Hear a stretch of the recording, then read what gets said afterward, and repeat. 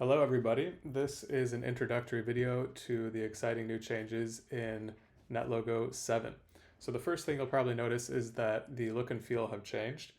The interface has been modernized and the widgets now have new colors and also new sizes by default. I'll talk about that more later when I show an example of resizing a model. And we also have introduced color themes. So this is the new default light theme. We also have a dark theme if you prefer that. And if you really like the old colors, we do have a classic theme for you. One other thing related to the interface, if you find these new widget names difficult to read, you can bold the widget names with this setting, and you'll have to reload the model to see that. And we've also moved in the code tab, there's now a preferences button that opens up the preferences specific to the code tab. Okay, so the other big changes are here on the interface tab with some changes to the tools up here. So adding a widget works pretty much the same way that it used to. The only difference is we've added a preview so you can see what the widget is going to look like and you can add it a little bit more precisely by doing that.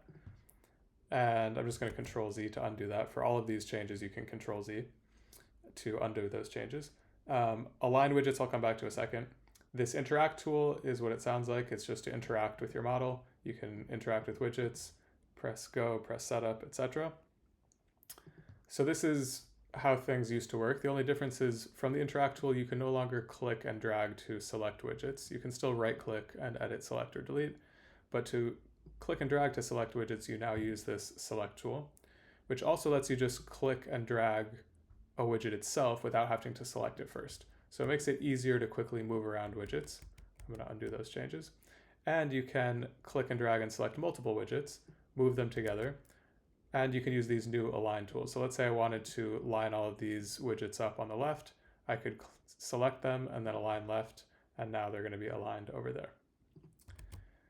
The other change, so you can still edit and delete by right-clicking, but you can also now use these tools. If I click this edit tool and then just left-click on any of the widgets, it'll open up the edit dialog and you'll stay there. So if you want to edit a bunch at once, you can edit them, and then after each one, just click on the next one you want to edit. And same thing with the delete tool. You can now enter that tool and just click on widgets that you want to delete one by one. And again, you can undo those actions. So those are the big changes in terms of these tools. And one other change is there's a new color picker. So we still have the simple color swatches, a simplified version of that, where you can just click on the color and you can copy here the NetLogo color. We also now have this more advanced color picker with different input and output formats. So let's say I want to start with something close to NetLogo red +2. So that'll start me off over here. But I've selected RGBA as my output format. And so now I could change the transparency. You get this preview here. And then I could copy this RGBA color and then go paste it into my code somewhere. So those are the main changes. And now I'm going to show an example of resizing a model. So I'm going to start with the Fireflies model. There we are. Okay, so these widgets are the size of the old NetLogo 6 currently. And so if I edit this, you'll see this checkbox here, or if I uncheck that, it will no longer use the old sizing, and you'll see it expand. So you could do that one by one, but we also have this tool to convert widgets to new sizes, and it gives you a little message explaining what it's going to do. I'm going to press OK. And so that expanded all these widgets to the new sizes and also spread them out so that they don't overlap. But now this interface doesn't look so good. And so I'm going to show how I would use these new select and alignment tools to clean up this interface. So the first thing I would do is I would select all of these, and I'm going to align left. And I also don't see why this slider is so wide, so I'm going to shrink it down to the size of the others. And actually, to make sure it's exactly the same, I'll do it that way, and then I'm going to stretch right. And so now it's stretched all of these widgets to line up with the rightmost one. I'm going to move this graph over for a second. I'm going to move these down and have those here beneath these buttons.